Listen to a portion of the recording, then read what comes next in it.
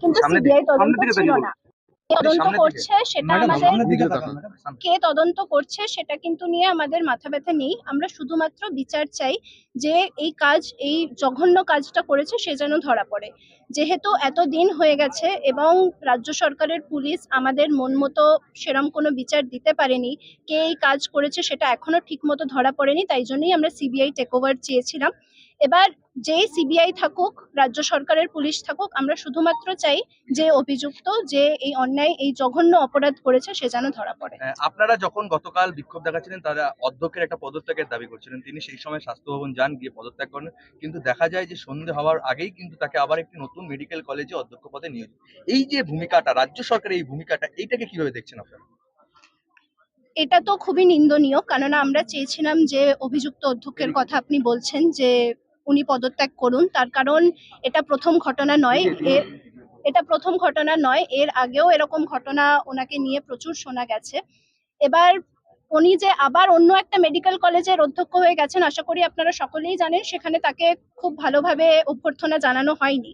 আজকে আমাদের কাছে যতটুকু খবর আছে যে উনি একটা লং লিভে যাচ্ছেন, তো এবার সেটা নিয়েও আমরা ক্ল্যারিফিকেশন চাই যে এটা কি লিভ, কতদিনের কি লিভ, এবং কতদিন পর্যন্ত উনি এই লিভে থাকবেন, এবং ভবিষ্যতে যেন উনি অন্য কোনো কলেজের অধ্যক্ষ হয়ে না অন্তত আসেন।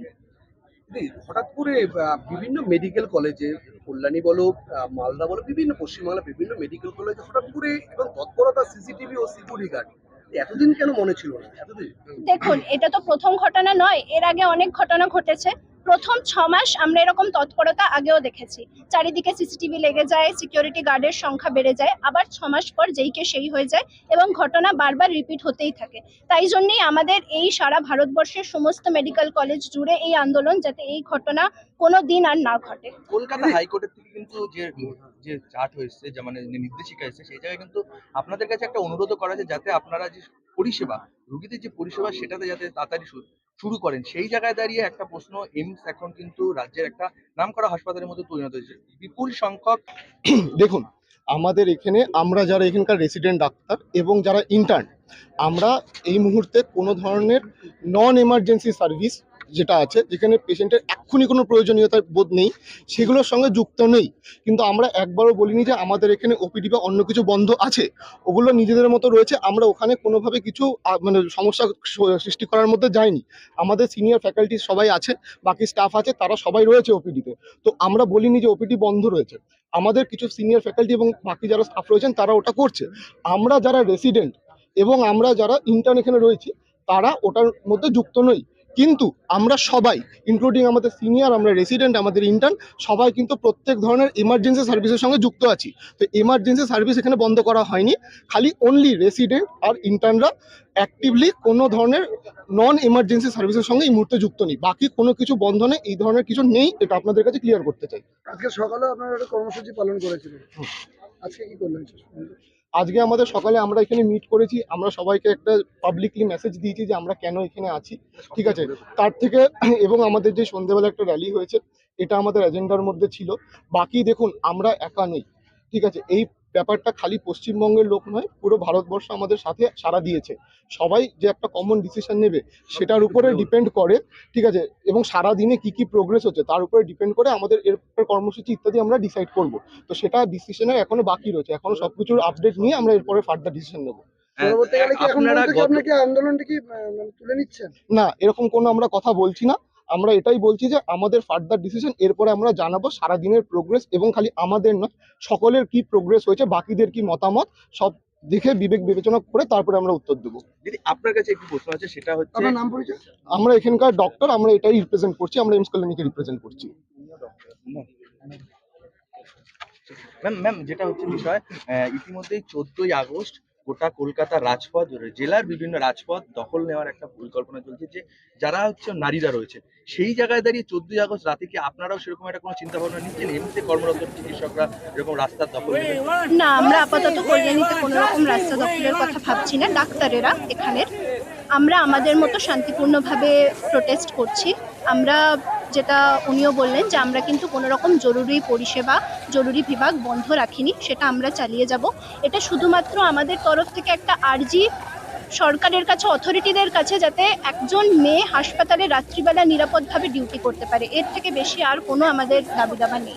আরেকটা জিনিস, গতকাল আপনারা ক্যাম্পাসের ভেতরে বিক্ষোভ প্রদর্শন করেছেন, আজ রাজপথে বেরিয়ে বিক্ষোভ প্রদর্শন করলে আগামীতে আপনারা কি করতে চলেছেন? যদি দোষীরা যেভাবে দেখা যাচ্ছে, এখনো কিন্তু একজন মাত্র অভিযুক্তকে গ্রেপ্তার করা হয়েছে এবং 4জন জুনিয়র ডক্টরকে শুধু জিজ্ঞাসাবাদের জন্য ডাকা হয়েছে।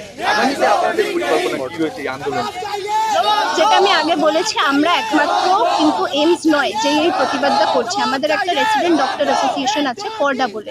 সেখানে আমরা প্রতিনিয়ত আপডেট পাচ্ছি যে কি হচ্ছে, কতদূর এর ইনভেস্টিগেশন এগোচ্ছে। সেই অনুযায়ী আমরা আমাদের next course of actions plan করব। আজকে এর পরে আমরা একটা জিবি মিটিংয়ে বসবো আমাদের সদস্যরা মিলে। তারপরেও আমরা সিদ্ধান্ত নেব কতদূর, কতটা স্বচ্ছতা রেখে বিচার হচ্ছে, সে আমাদের নেক্সট কোর্স অফ অ্যাকশন কি হবে। রাজ্য পুলিশের তদন্ত থেকে আপনারা সন্তুষ্ট? সন্তুষ্ট না বলেই তো আমরা সিবিআই এনকোয়ারি চেয়েছি। সেটা তো সমস্ত কলেজের এজেন্ডাতেই আছে। এটা কমন ডিসিশন যে আমরা সিবিআই। কিন্তু যদি দেখা যায় বিগত 5 বছর আগে কিছু ঘটনা ঘটেছিল, ডাক্তাররা আক্রান্ত হয়েছিল, সে কোমায় বসেছিল, সেই জায়গায় কিন্তু মুখ্যমন্ত্রী মমতা বন্দ্যোপাধ্যায় আশ্বস্ত করেছিলেন চিকিৎসকদের সুরক্ষা নিশ্চিত করবে এবং বিভিন্ন ক্যাম্পাসগুলির বাইরে একটি পুলিশ ক্যাম্পও করা হবে। পুলিশ ক্যাম্প রয়েছে, তারপরে আপনাদের এই যে বিভিন্ন জেলা রাজ্যে যেভাবে ঘটনাগুলি ঘটছে, কোথাও কি রাজ্য সরকার সেভাবে ডাক্তারদের উপর খেয়াল দিচ্ছেন? আমরা পলিটিক্যাল, আমরা শুধুমাত্র চাইছি যে আমাদের সিকিউরিটি যেন বাড়ে। আমরা পথে নামতে বাধ্য হয়েছি কারণ ঘটনা বারবার ঘটছে, কখনো হাসপাতালের ওয়ার্ডে, কখনো সেমিনার রুমে। এটা যাতে ফিউচারে না ঘটে, সরকার যেই থাকুক, যেই পাওয়ারে থাকুক, আমরা শুধুমাত্র আমাদের প্রোটেকশন চাই। তাই এটা কার খামতি, কোন অথরিটির খামতি, এটা সম্পূর্ণ তাদের দেখার বিচার। আমাদের যতটুকু দরকার আমরা এখানে সেটুকুই চাইছি। আমাদের এখানে মূল উদ্দেশ্য কিন্তু যে দুর্ঘটনা বা যে ঘটনাটা ঘটেছে সেটার যে এগেনস্টের যে মুভমেন্টটা রয়েছে সেটা সলিডারিটিতে আমরা রয়েছি, এটা প্রাইমারি। এটার থেকে যাতে আমরা কোনোভাবে সরে না যাই, এটা সবাইকে মাথায় রাখতে হবে এবং এটা বুঝতে হবে যে একটা হসপিটালের মধ্যে, একটা সেমিনার রুমের মধ্যে এই ধরনের ঘটনা যখন ঘটেছে, এটা মানে এটা মানুষের মধ্যে একটু নাড়িয়ে তোলা উচিত যে আজ সবার বাড়ির লোকই চাই যে কারোর বাড়ির থেকেও ডাক্তার হোক। তো এটা আমরা চাই যে যেমন আমরা দুঃখিত, আমরা এখানে কষ্ট পাচ্ছি, সেরকম যাতে বাকি যারা পাবলিক আছে তারাও ব্যাপারটা বোঝে এবং সবাই এই সিচুয়েশনটা যে কত খারাপ পর্যায়ে পৌঁছে গেছে সেটার উপরে মেন ফোকাসটা থাকে।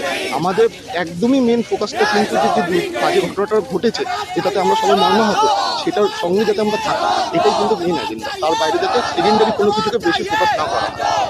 একটা যে প্রশ্ন, একটা সেটা হচ্ছে যে আরজি করে যিনি অধ্যক্ষ ছিলেন, সেটা কিন্তু একের পর এক ঘুরি অভিযোগ এসেছে।